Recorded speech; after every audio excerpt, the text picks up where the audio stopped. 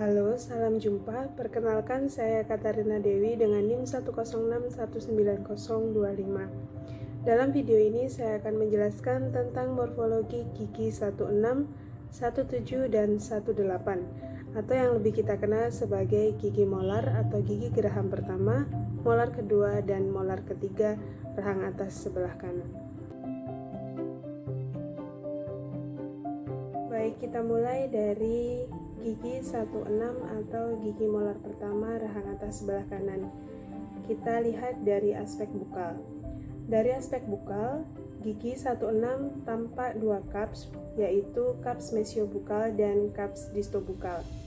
Bagian cups mesiopalatal dan distopalatal tampak pada pandangan ini. Kemudian terdapat developmental groove di antara cups mesiobukal dan cups distobukal. Cups mesiobukal sedikit lebih lebar dibanding dengan cups distobukal. Dari aspek bukal ini terdapat 3 akar, yaitu akar mesial bukal yang melengkung ke arah distal, akar distobukal, dan akar palatal. Tampak bentukan developmental groove pada akar. Akar palatal merupakan akar terpanjang dibanding dua akar lainnya yang hampir sama panjangnya. Kemudian garis vertikal menghadap ke arah akar. Selanjutnya kita akan melihat gigi 16 dari aspek palatal. Dari aspek palatal ini tampak dua cups, yaitu cups mesiopalatal dan cups distopalatal. Cups bukal tidak tampak pada pandangan ini. Cups mesiopalatal lebih besar dibanding cups distopalatal. Tampak palatal groove di antara kedua cups ini. Pada pandangan palatal ini tampak ada 5 cups, yaitu cups mesiobukal, mesiolingual, distobukal, dan pada pandangan palatal ini tampak kelima cups, yaitu cups mesiobukal, mesiolingual, distobukal, distolingual, dan cups Carabelli yang menjadi ciri khas dari gigi molar pertama rahang atas. Cups Carabelli berasosiasi dengan cups mesiopalatal. Ketiga akar tampak pada pandangan ini, yaitu akar palatal, mesial, dan akar distal. Selanjutnya kita akan melihat gigi 16 dari aspek mesial. Dari aspek mesial ini tampak ada 3 cups, yaitu cups mesiobukal, cups mesiopalatal, dan cups Carabelli. Tampak juga mesial marginal ridge. Pandangan ini tampak 2 akar, yaitu akar mesiobukal dan akar mesiopalatal. Karena akar mesiobukal lebih lebar, maka akar distal tidak tampak pada pandangan ini. Kemudian akar palatal merupakan akar terpanjang dan tampak runcing jika dipandang dari aspek mesial ini. Kemudian garis servikalnya tampak tidak beraturan dan menghadap ke permukaan mahkota. Selanjutnya kita akan melihat gigi 16 dari aspek distal. Dari aspek distal ini tampak dimensi mahkota bukopalatal lebih datar, maka permukaan bukal terlihat pada pandangan ini. Tampak juga distal marginal ridge lebih ke arah servikal, maka beberapa bagian permukaan oklusal tampak pada pandangan ini. Garis servikalnya memiliki kurvatura yang hampir datar, dan juga tampak akar distobukal sedikit lebih sempit sehingga bagian akar mesial tampak pada pandangan ini. Selanjutnya kita akan melihat aspek oklusal dari gigi 16. Dari aspek oklusal tampak dimensi permukaan mesial lebih besar dibanding dengan permukaan distal. Dari aspek oklusal ini tampak ada 4 cups utama, yaitu cups mesiobukal, mesiolingual, distobukal, dan distolingual, ditambah 1 cups tambahan, yaitu cups Carabelli. Cups mesiopalatal merupakan cups terbesar di antara 4 cups lainnya. Terdapat beberapa fossa seperti oblique ridge yang berjalan dari cups distobukal ke mesiopalatal yang membentuk central fossa. Selain itu juga tampak fossa distal. Dari aspek oklusal ini juga terlihat ada dua triangular fossa, yaitu mesial triangular fossa dan distal triangular fossa. Dari central development groove ini tampak pula buccal developmental groove dan palatal developmental.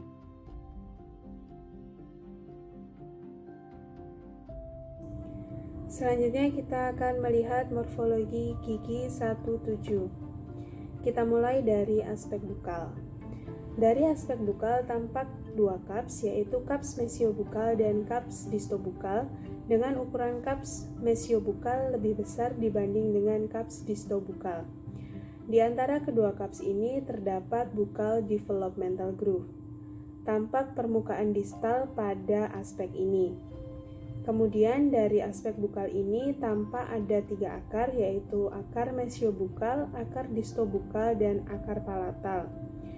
Dengan dimensi akar mesiobukal dan distobukal hampir sama, sedangkan untuk akar palatalnya merupakan akar terpanjang dibanding kedua akar lain, dan semua akarnya berinklinasi ke arah distal. Selanjutnya kita akan melihat aspek palatal dari gigi 17. Dari aspek palatal tampak ada dua cups, yaitu cups mesiopalatal dan cups distopalatal, dengan ukuran cups mesiopalatal lebih besar dibanding ukuran cups distopalatal. Tampak pula palatal developmental groove di antara kedua cups tersebut. Tidak ada bentukan cups Carabelli seperti pada gigi 16. Ketiga akar tampak pada pandangan ini dan semua berinklinasi ke arah distal. Selanjutnya kita akan melihat aspek mesial gigi 17. Dari aspek mesial tampak ada dua cups, yaitu cups mesiobukal dan cups mesiopalatal, dan di antara kedua cups tersebut tampak mesial marginal ridge. Akar mesial bukal, akar palatal, serta garis servikal pada gigi 17 sangat mirip dengan gigi 16. Selanjutnya kita akan melihat dari aspek distal. Dari aspek distal tampak dua cups, yaitu cups distobukal dan cups distopalatal. Di antara kedua cups ini terdapat distomarginal ridge. Karena ukuran cups distal lebih kecil dibanding dengan ukuran cups mesial, maka dari pandangan ini tampak beberapa bagian oklusal, permukaan bukal, dan juga permukaan palatal. Dimensi akar distal lebih kecil dibanding dengan akar mesial, maka pada pandangan ini tampak bagian dari akar mesial. Kurvatura garis servikal lebih lurus dibanding dengan kurvatura garis servikal pada aspek mesial. Selanjutnya kita akan melihat aspek oklusal gigi 17. Dari aspek oklusal ini tampak dimensi bukopalatalnya lebih besar dibanding dengan dimensi mesiodistal. Tampak ada bentukan 4 cups, yaitu cups mesiobukal, cups mesiopalatal, cups distobukal, dan cups distopalatal. Cups mesiopalatal dan mesiobukal memiliki ukuran yang lebih besar dibanding dengan cups distopalatal maupun cups distobukal. Tampak bentukan oblique ridge dari cups distobukal ke cups mesiopalatal. Tampak juga central fossa dan mesial triangular fossa pada sisi mesial dan disto triangular fossa pada sisi distal. Tampak central developmental groove, dan dari central developmental groove ini berkembang buccal developmental groove dan palatal developmental groove.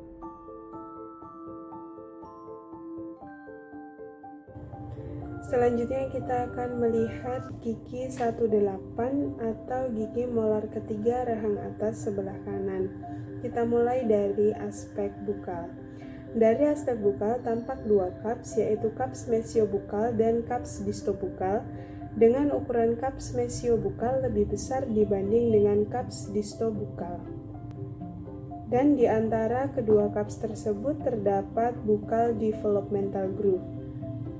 Mahkota lebih pendek cervical occlusal dan lebih sempit mesiodistal dibanding dengan gigi 17 atau gigi 16. Akarnya tampak bergabung menjadi satu dan mengarah ke arah distal. Selanjutnya kita akan melihat aspek palatal dari gigi 18. Dari aspek palatal ini tampak satu cups tunggal yang besar dan tidak ada developmental groove pada aspek ini. Dari aspek ini tampak sisi mesial dan sisi distal. Kemudian untuk akarnya sendiri hanya tampak akar palatal yang berinklinasi ke arah bukal. Selanjutnya kita akan melihat aspek mesial gigi 18.